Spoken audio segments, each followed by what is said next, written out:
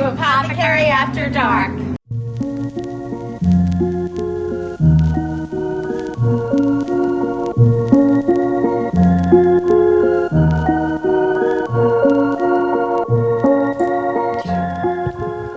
Hey everybody, welcome to another episode of Apothecary After Dark, Amityville Apothecary's official podcast, where we talk about everything that we want to talk about when nobody's in the store, the doors are locked, and we just really get down to what we really think. I am here with my partner in crime. Yeah. Hi guys, I'm Danielle, also known as Danny, and tonight we have some juicy topics of conversation that we're going to cover. We have a special guest. Our special guest we love and adore. Introduce yourself, please. Usually she's not in front of the camera because she's producing this podcast. Usually I'm the one behind the camera with our awesome production team. My name is Melissa Ingino. I'm part of the podcast production team for Amityville. I help out with some fun social stuff as well.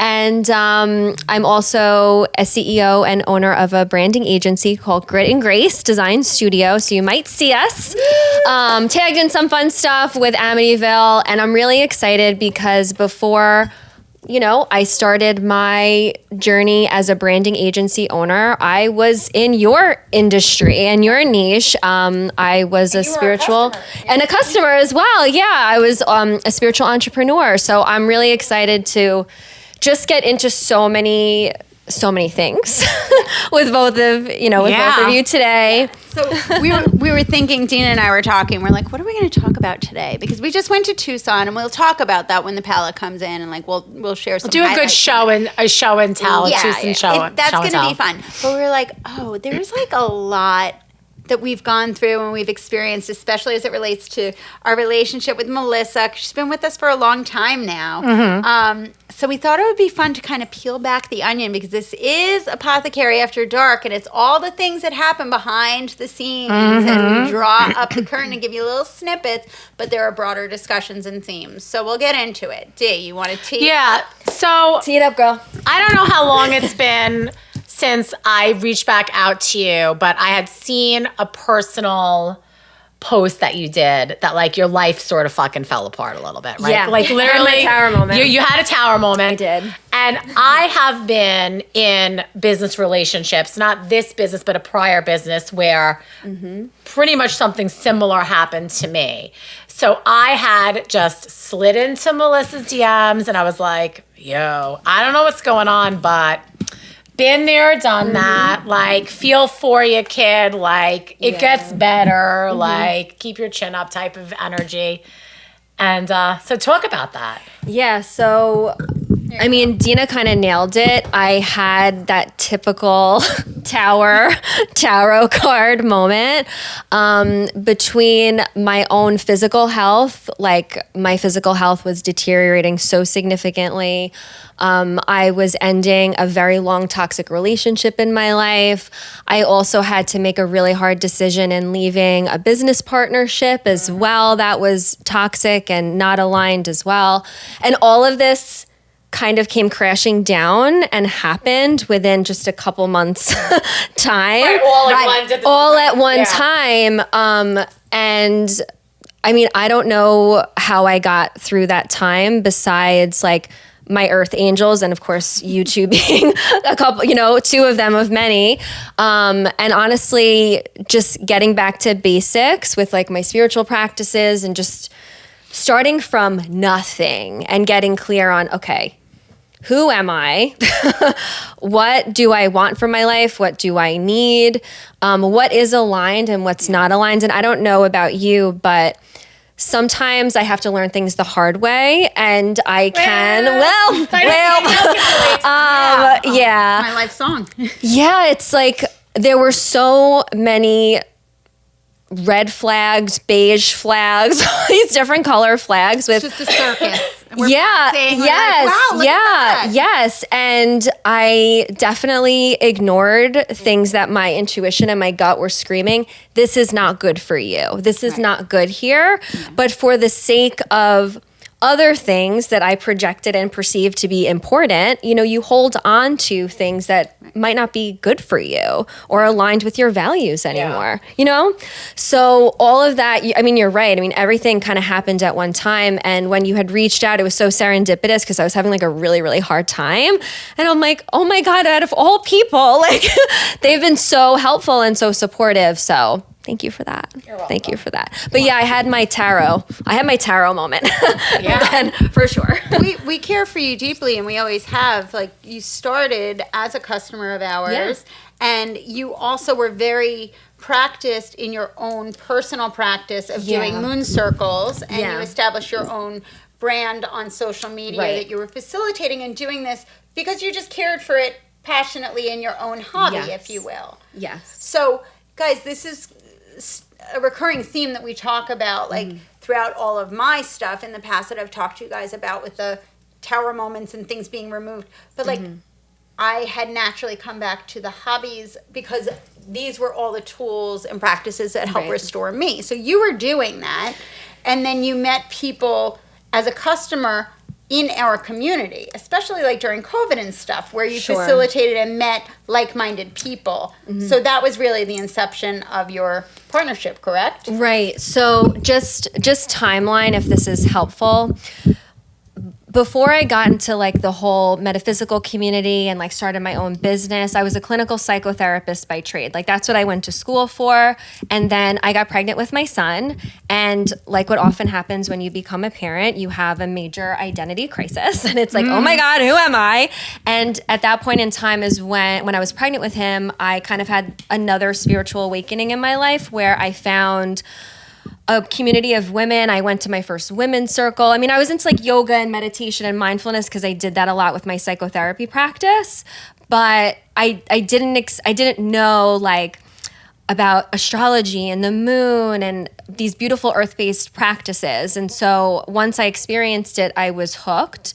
And Danny kind of said it perfectly. I started my own brand, which at the time was called Moonful Mama. That's how you can still find me on Instagram. But yeah, I ran full moon women's circles here on Long Island. They were very successful. And I think what happens too when you add a lot of value to people, you make massive impact. You shed a lot of light and share a lot of light. Unfortunately, people gravitate towards that. And I kind of learned the hard lesson of just because someone wants to like be close to you and spend time with you, it doesn't necessarily mean they're invested in that relationship. They just want to be you. You know what I'm saying? Yeah. It's not. They want to wear your skin sometimes. Yes. Yeah. But before we get into that part of it, I will say you met with such great success and you built a beautiful community. I did, because it was coming from an authentic place. And you were truly embodying and living and using and practicing all of those techniques. And I think that's why you were successful. Thank you. That's the universe aligning to make that part of your path. Yeah, and I try to explain to people, especially when like I ditched my psychotherapy career to do moon circles, like forget it. People must have been like, what are you crazy? What the hell is wrong with you? And I was like, you have to understand it's like not a career, it's a calling. It's bigger than this. Like this is the medicine that I'm meant to offer the world in this season of my life right now. And I just felt like once I learned about the moon and the seasons and like the earth-based traditions, it just all made sense. Like once I learned one concept, I was like, oh no, I could totally do this. So then I attended a modern day priestess training. So I did that for a while. I was a part of like their community. So I had accountability and guidance. So I tried to like also not just say this is what I do without putting in the grit and the work and the training and the education to hold space for people. Yeah. Right. Not just like hanging a shingle on the wall, just which happens in the metaphysical community. There's no really regulating body for this stuff, but I felt like, okay, if I'm going to learn how to hold frequency and space for people, well, let me at least be like connected to a tradition. So like the modern day priestess training I did is connected to the Avalonian tradition, which is in my bloodline. So it's like I tried to, as best I could, be able to, be connected to a community and a teacher, so I can do my work in the world. Yeah.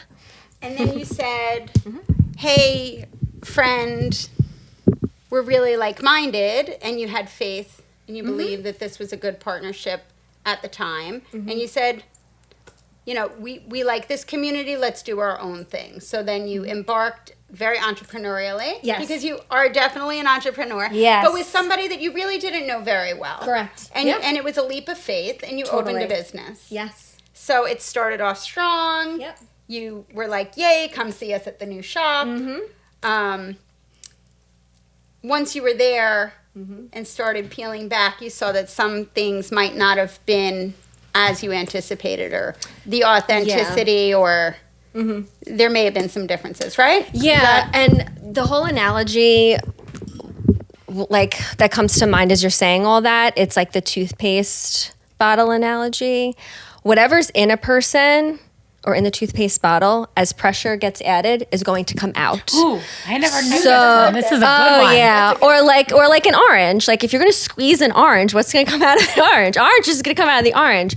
So I think what happens when you're, and this is in any relationship, whether it's a business partnership, a friendship, an intimate partner, when the pressure's on and stuff goes down, what is revealed during that time? What kind of character traits come out? What kind of values and priorities come to the forefront? And listen, some people had at the point in time different priorities than I had, and I'm very much a relational person. Yeah. At the end of the day, yes, a business is a business, but these are people. We're people. We're not just a number.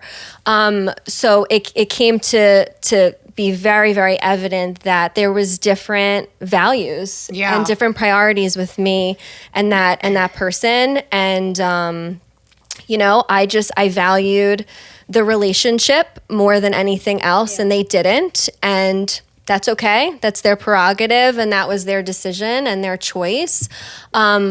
But it's really interesting when the pressure's on, it becomes very clear where people stand with you. Very quickly. Very quickly. Very quickly. And I always saw, the dismantling of that business partnership as divine protection, divine redirection. I was never meant to stay there long term. Right. But if there's one thing that's been so clear, is that sometimes the universe or God, whatever higher power you believe in, if one, really puts you in places to plant good seeds. And I know for one thing for damn sure is I am very, very good at planting seeds, because even though I've left that business partnership, whatever success that is now had, I still see evidence, and people report evidence of seeds that were planted years ago. So it's everything's grist for the mill. There's nothing's ever wasted.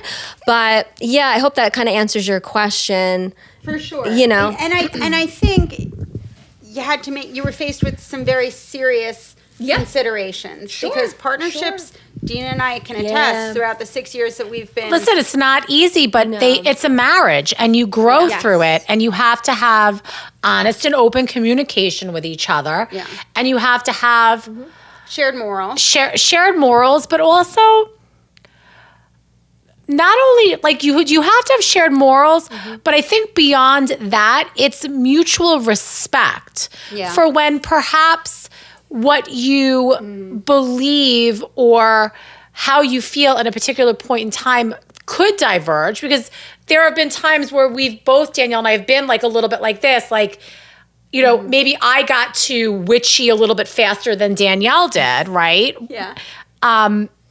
But like, we still have the respect to be like, okay, well, how can we incorporate this, or how can we do it in a way that we both feel comfortable versus it being a battle. And we both knew that the other had each other's back. Right, always. 100%. Back to back. Like, no, we knew, and we had trust and belief, like, we weren't going to be like, I'm out of here. And like, because like, it is like a marriage. Yeah. And especially the beginning inception of a new business is like, that first year is really challenging, so you have to be aligned. But, as I was listening to you, I think sometimes the universe will just layer on that friction and that pressure. And it's all of the signs that Melissa was saying and all Yeah. the flags. So it's the tower moment does happen, but there are cracks in the foundation that lead up to it that give the clues. Totally.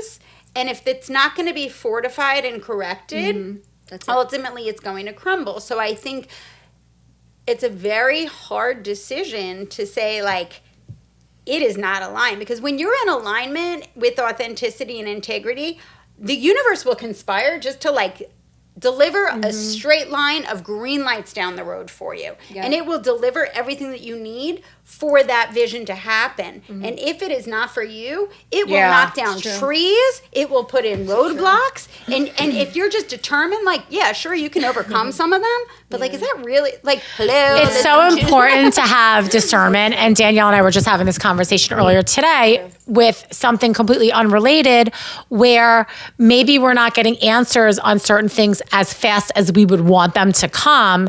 But then we're like, well, if it doesn't work out and it's a no, it's a no. And sometimes, like, no's are actually yeses, because it's leading you to where you need to be. It's redirecting. Exactly. Yeah. So, like, if Maybe there's a reason if it's you not. fight and you're, like, forcing the no's to happen, you're gonna get to a tower moment. But really, like, it's all yeses. Agreed. It's just that, like, it's, like, not for you. And you have to respect it, but you also have to have your eyes open. You have to have discernment to understand that and not get all butthurt about shit too.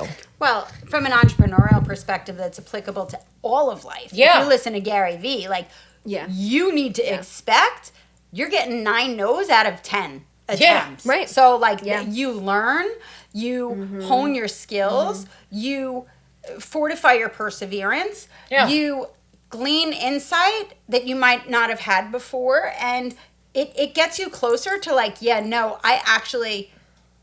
I know the path that I need to take because I've tried all of these different things that are leading me to blockages. So I think you were receiving those blockages and you were like, wow, this truly is not aligned. And that had to be a very difficult decision to make. Yeah, very So- much so. But you weren't a failure. It No. was all an experience. Oh, absolutely. And, you know, remember, before I got into that business venture, I had my own brand in business for years. So I built this beautiful community of women who just wanted to heal and, like, change their lives and their communities and their families and their relationships. So no, there's, like, no, like, listen, no regrets, like, nothing is ever wasted. But yeah, there was definite, and even though I considered myself at the time, especially, to be, like, so spiritual and, like, attuned and, like, this amazing circle facilitator and spiritual mentor, you know, listen, we're human too. Like, I will be the first one to say, listen, I have fallen from grace quite a few times in my life, but I find my way back. and I make, make wisdom and alchemize. That's what it's all about, being an alchemist. Like, all the crap that life throws at you, how can you alchemize and transmute it to wisdom, to doing better? When you know better, you do better. So listen, I know better now, so I'm going to do better now, you know? It's so funny when I was laid off from my advertising job as part of corporate cuts unexpectedly. It rocked me, and I was going through the bad marriage and, like, everything, and I was so burned out and I was so stressed. My dear friend that I worked with, she knew me inherently. She was an executive, and she said, I'm going to hire you and you're going to come work with me, and it is a guaranteed, like, it's my decision. I'm hiring you to be my right hand, and the job was mine. Wow. The job was mine. Amazing. And I went and I met with one other executive who was a misogynistic man, and he was like this OG that had his sights set on he wanted the male candidate to be hired. And even though the hiring director, the decision maker, wanted me, she was overruled, and she was devastated, and I was shocked because I was like, I have this job, and I didn't get it. And we were both just, like, shocked. And then 6 months later, she's like, thank God you didn't get that job, because he was a disaster. The company didn't work out. But, like, it was such a sure thing. And, like, I was so devastated and so upset. Yeah. But, like, I never would have been sitting here in this seat. I wouldn't have this business. I would like, so what is it? The broken road leads to here. Yeah, you know, always, like, but always. that's where the faith comes in. It's so true. So you learn from the experience. You have to shake it off and say like, oh, that hurt. Let me lick my wounds. Yeah. But like, you just keep going and learn from it. I'm like, wow, why didn't that work out? And like, thank God it didn't work out. Amen. Amen to that. And even when all of that happened and everything came crashing down in one moment, with every dimension of my life, not just the business area, but my physical health was deteriorating. My relationship at the time, everything came crashing down at one moment. And I took a 3-month sabbatical off of social media. I backed away from everything. I needed to be in solitude and get clear again with, okay, who am I? Yeah. What do I really want? Because obviously the universe needed to scream at me. It wasn't like, let's have a conversation. Nope, I'm going to strip away everything that's important to you. I'm going to strip away everything that is a facade that's not really good for you. And yeah, I kind of had to go into that hermit mode and before I came back out and emerged. So that's like normal too. Like it's okay to kind of pull away and turn inward and get clear, you know, about everything. Like there's nothing wrong with that either. It's very medicinal I love too. that. Yeah. You need that. You need it. Yeah.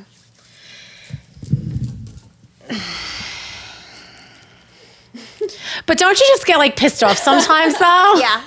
Yeah, you know, It's I'm not saying like listen, it's not like good obviously to hold on to anger, but like sometimes like when you see somebody and you're like and you know truly who they are and you see them sort of portraying themselves as some other person, Like I'm you're gonna like expose you. well, but it's like what the like there was like a TikTok that I saw the other day where the guy's like, I wake up every day and I'm like, am I the one that's fucking stupid? Or is that like, no, but seriously, sometimes you're like rubbing your eyes, like what's going on? Yeah. So I think that's a good segue into the second part of this episode. So we're going to do a part We're two. doing part 2. Yeah. So what we're going to do now is we're going to all pull a card and tap into the energy of the next coming weeks to sort of see what we can. Because I don't know about you. January felt like a year and a half. And February. like 78 days. Yeah, like January was like all of 2025. And now we're already like through February. And February was like this. It's halfway true. in a blink. Like what's happening? So I don't know. I don't really know. But so let's like see what because energy has been wild. No?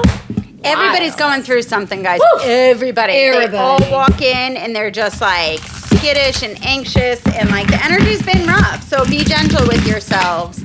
I know we're all feeling it. We're all like, what was that? What's like, going on? Wild, I tell you.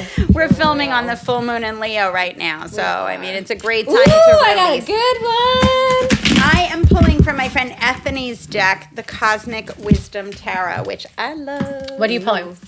Melissa's pulling from Moonology, and I'm pulling from Natalie Marake's Mood deck, which is a very funny meme-based Rider Smith Waite deck, which we have signed copies on our store shop, AmityvilleApothecary.com. Yeah. I want to say she got picked up by a major publisher, so we have like the last of like the original version, indie copies that are signed. So just like not to sell you something, but like if you're interested. Well, I love this deck. This is also an indie deck. So Ethany's going to be coming and doing an event here with us. And I love this deck.